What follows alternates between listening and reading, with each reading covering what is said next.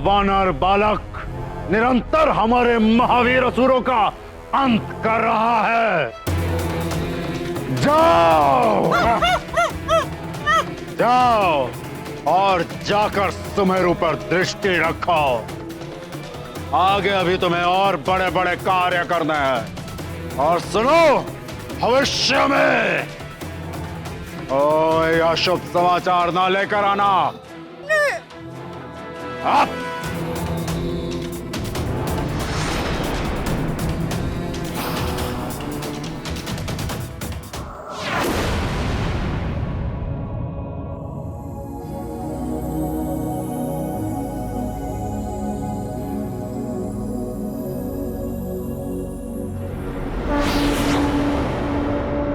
बस अब किसी भी क्षण आती ही होगी पुंजिक स्थला।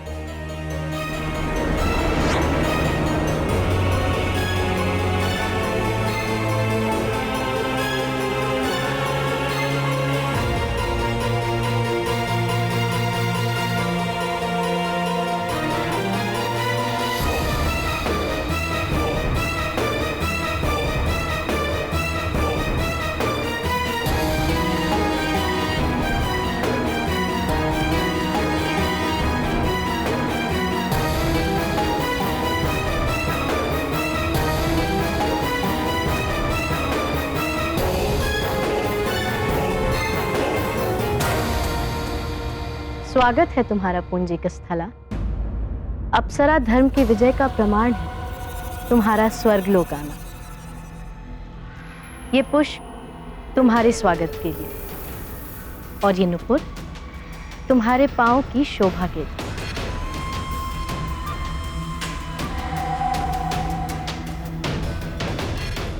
ये लो, पहन लो इन्हें, सुसज्जित हो जाओ। देव सभा में सब तुम्हारे नृत्य की प्रतीक्षा कर रहे हैं।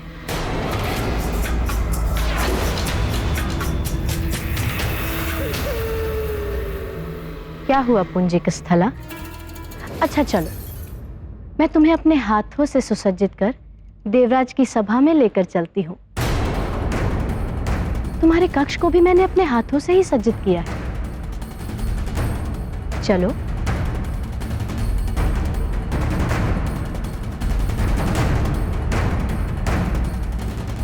मैं देव संहिता का सम्मान करते हुए स्वर्गलोक अवश्य आ गई हूं, किंतु अब मैं अप्सरा धर्म कभी नहीं अपनाऊंगी। मैं अंजना हूं और अंजना ही रहूंगी। हनुमान की मां अंजना, पुंजिक स्थला कभी नहीं बनूंगी मैं। अब से मैं स्वर्गलोक के मंदिर में ही रहूं।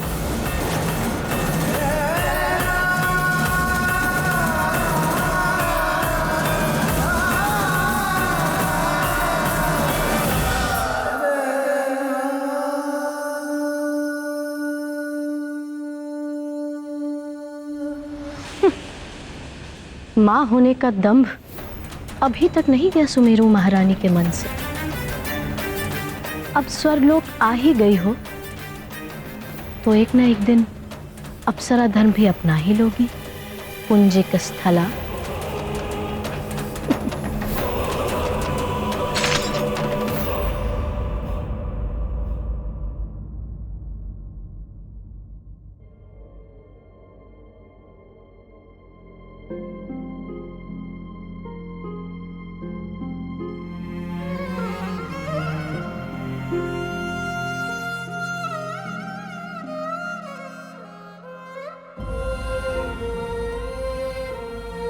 हे प्रभु,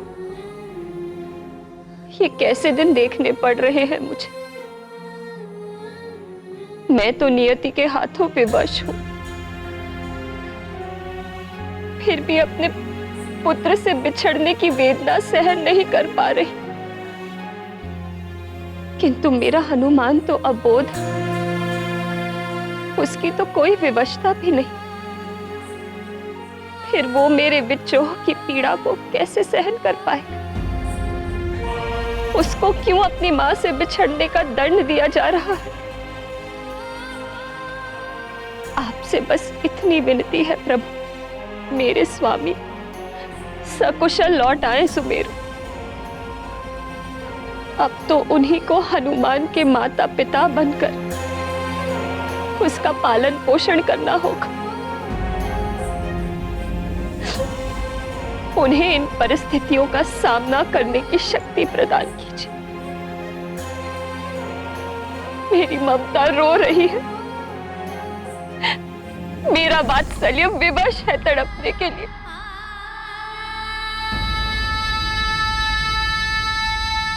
हनुमान, मेरे लाल,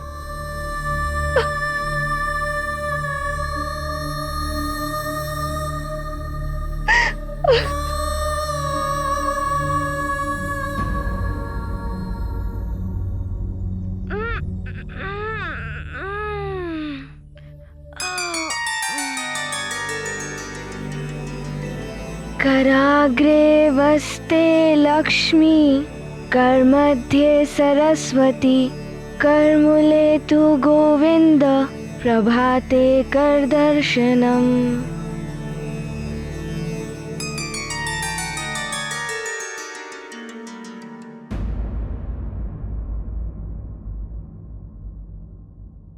मेरे नेत्रों में अश्रु?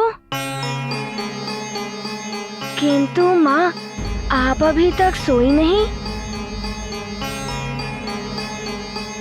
माँ भी रात्रि में व्याकुल थी।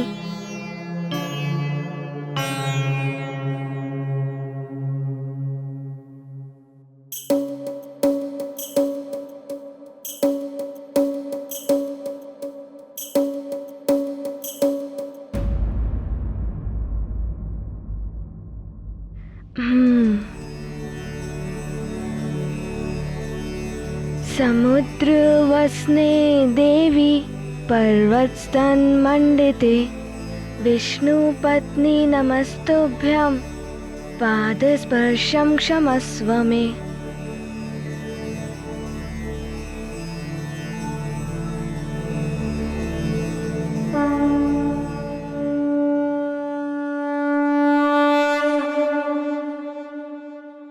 जय धरती मैया।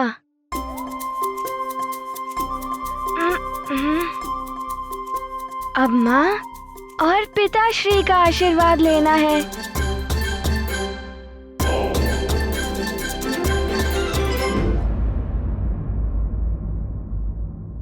खेलेगा गोदी माँ,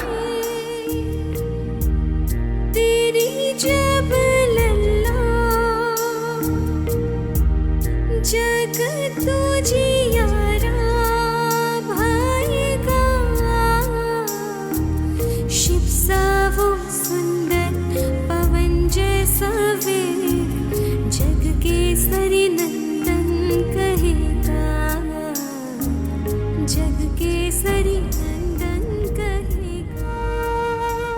मेरा हनुमान मुझे अवश्य ढूंढ रहा होगा।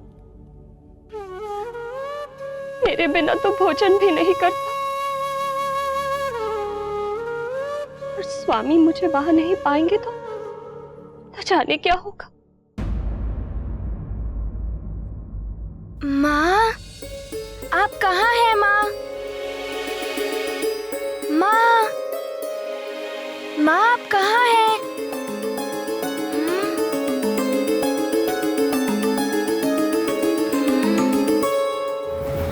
इतनी प्रातः माँ कहाँ चली गई? हाँ, पिताश्री भी राजाओं के आपातकालीन सभा में गए हैं, किंतु माँ।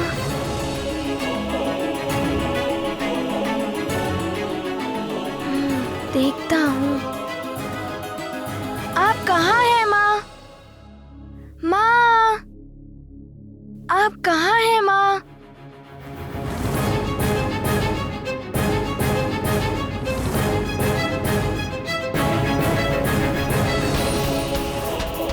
आश्चर्य है, माँ कहीं दिखाई नहीं दे रही, और नानी भी। रसोई घर में जाकर देखता हूँ।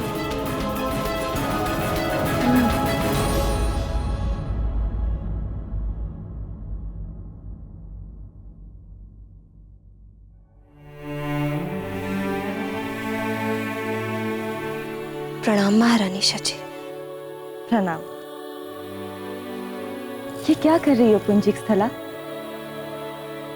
ये स्वर्ग लोक है, यहाँ तुम्हें हाथों से माला गूंथने की आवश्यकता नहीं। यदि इच्छा प्रकट करोगी तो स्वयं ही हाथों में माला प्रकट हो जाएगी। देखो, देखा तुमने? क्या आवश्यकता थी इतने श्रम की? क्षमा कीजिए महारानी जी, किंतु प्रभु की सेवा करने के लिए स्वयं के श्रम से बने वस्तु को अर्पण करने से ही पुण्य प्राप्त होता है। तुम्हारी बात भी सत्य है। अब थोड़ा विश्राम कर लो, बहुत विचलित दिखाई दे रही हो। महारानी जी, नारी एक अदृश्य किंतु अटूट धागे से जुड़ी होती है अपने परिवार के साथ, और उस बंधन को कोई नियम, कोई भी संहिता नहीं तोड़ सकती। मुझे मेरे परिवार से दूर कर दिया गया है, किंतु मेरा मन तो वही है, इसीलिए विचलित है। यही सोच रही हूं कि मेरा अबोध पुत्र क्या कर रहा होगा। मेरे बिना भोजन भी नहीं करता वो। कदाचित ही उसके पिताश्री लौट कर नहीं आए होंगे दंड कवन से, जो उसे संभाल लेते। माँ, आप कहाँ हैं माँ? माँ यहाँ पर भी नहीं है और नानी भी कहीं दिखाई नहीं दे रही है।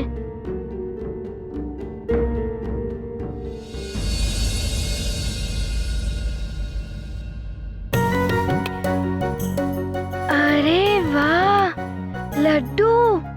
लगता है माँ ने प्रातः उठ के बनाए होंगे। माँ कितनी अच्छी है, कितना ध्यान रखती है मेरा। किंतु माँ कहाँ है? और नानी भी। सुनिए। जी युवराज। माँ कहीं दिखाई नहीं दे रही है और नानी भी, और पिताश्री भी अभी तक लौटे नहीं हैं क्या? महाराज तो युद्ध के लिए दंडक बन गए हैं, और नानी जी महारानी जी को सुबह से नहीं देखा। कोई नहीं जानता कि वो कहाँ गए हैं। धन्यवाद। जी युवराज। अवश्य माँ नानी के साथ ही होंगी।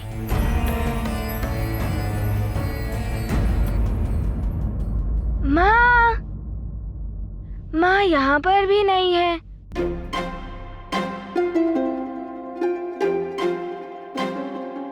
अरे युवराज, आप अभी तक तैयार नहीं हुए?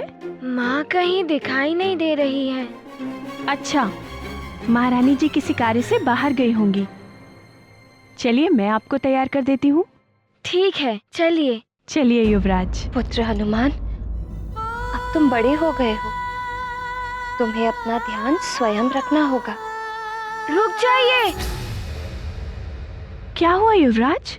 मैं स्वयं तैयार हो जाऊंगा। किंतु युवराज, आप अभी छोटे हैं ना? नहीं, अब मैं युवराज हो गया हूँ। माँ भी कहती है मैं बड़ा हो गया हूँ। मुझे अपने कार्य स्वयं करने चाहिए। आप अपना कार्य कीजिए, मैं स्वयं तैयार हो जाऊंगा। ठीक है।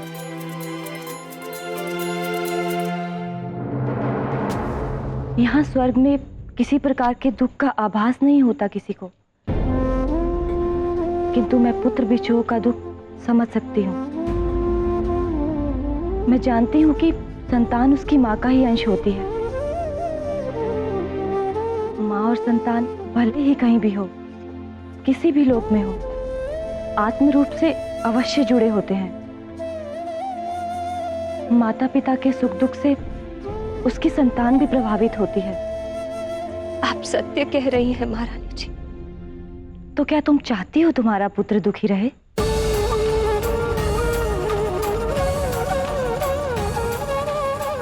अगर तुम दुखी रहोगी तो तुम्हारे दुख की छाया तो तुम्हारे पुत्र पर पड़ेगी ही। हनुमान के सुख के लिए तुम्हें अपने मन से दुख को दूर करना होगा पुंजिक स्थला। थोड़ा विश्राम कर लो, मन हल्का हो जाएगा। जी महारानी जी।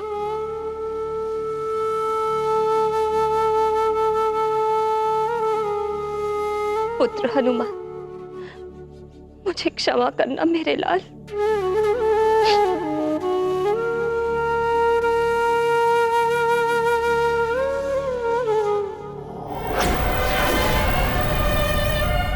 सखा, तुमने देखा? यदि मैं स्वयं तैयार होऊंगा तो माँ कितनी प्रसन्न हो जाएंगी ना। सखा,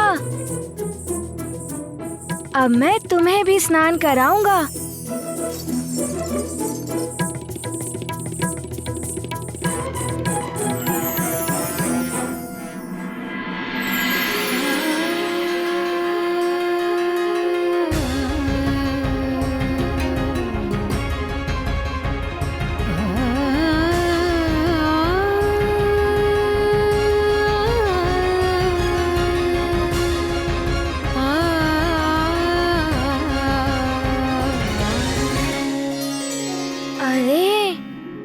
ये तो अभिषेक के दिन वाला आभूषण है।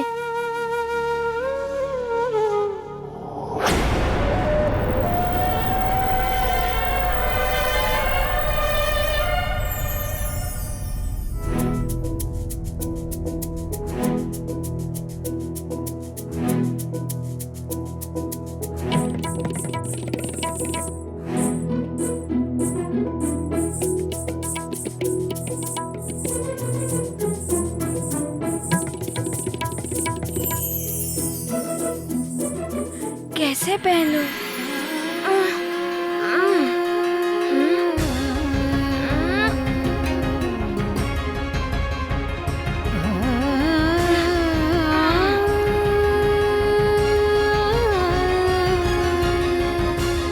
लाइए युवराज, मैं पहना देती हूँ अच्छे से। नहीं, आप अपने कार्य कीजिए, मैं स्वयं पहन लूंगा इसे। ठीक है।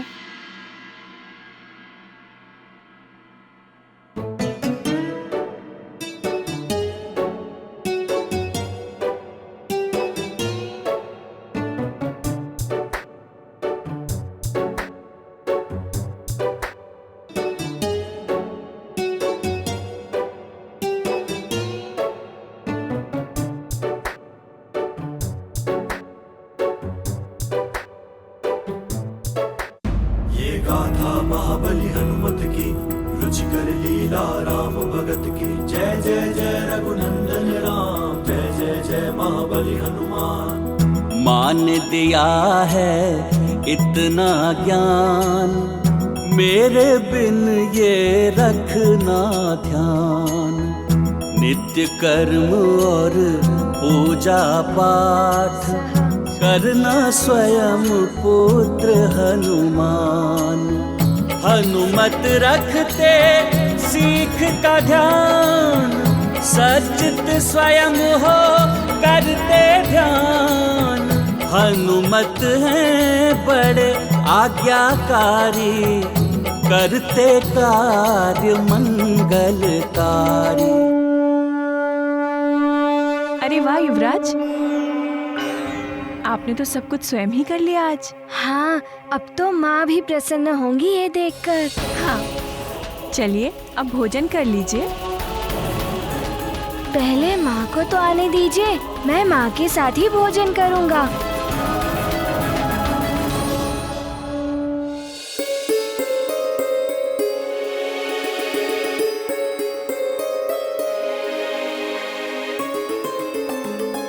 युवराज, ये देखिए लड्डू, महारानी जी ने इन्हें अपने हाथों से बनाया है, इन्हें तो खा लीजिए।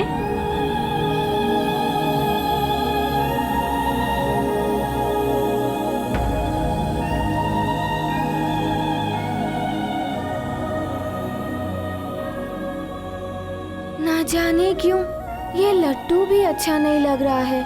जब माँ अपने हाथों से खिलाती है तब इसका आनंद ही कुछ और होता है। किंतु ऐसा क्यों होता है? क्योंकि इसमें माँ का प्रेम नहीं होता है।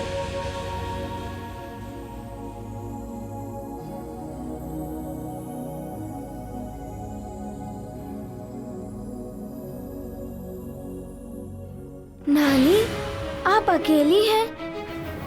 माँ कहाँ है? होगी यहीं कहीं। मैं तो नदी पर जलांजलि देने अकेली ही गई थी। फिर कहाँ चली गई माँ? प्रातः से ही नहीं दिखाई दे रही है। मुझे लगा कि वो आपके साथ होंगी। ऐसा कैसे हो सकता है? कल अंजना का हरण करने का प्रयास किया था राक्षसों ने। कहीं ऐसा तो नहीं? नहीं, भगवान करे वो सुरक्षित हो। कहीं माँ किसी संकट में तो नहीं? अंजना एक ग्रंथ पर सब कुछ लिख देती है कि तभी हनुमान अपने शयन कक्ष से बाहर चले आते हैं और माँ से लोरी सुनकर सोने की इच्छा जताते हैं। इधर अंजना अपने परिवार के साथ व्यतीत किए एक एक पल को स्मरण करती है और महादेव को अंतिम प्रणाम कर उनके संरक्षण में अपने पुत्र व परिवार को छोड़ स्वर्ग लोक के लिए प्रस्थान कर जाती है। वहीं दूसरी ओर रावण अंजना के स्वर्ग लोक जाने की सूचना पाकर अति आनंदित होता है। अब आगे उस वानर बालक से उसकी माँ को दूर कर दिया उर्वशी की ईर्ष्या ने। अब हम तुम्हें इसका पुरस्कार देंगे, अतिबल। आप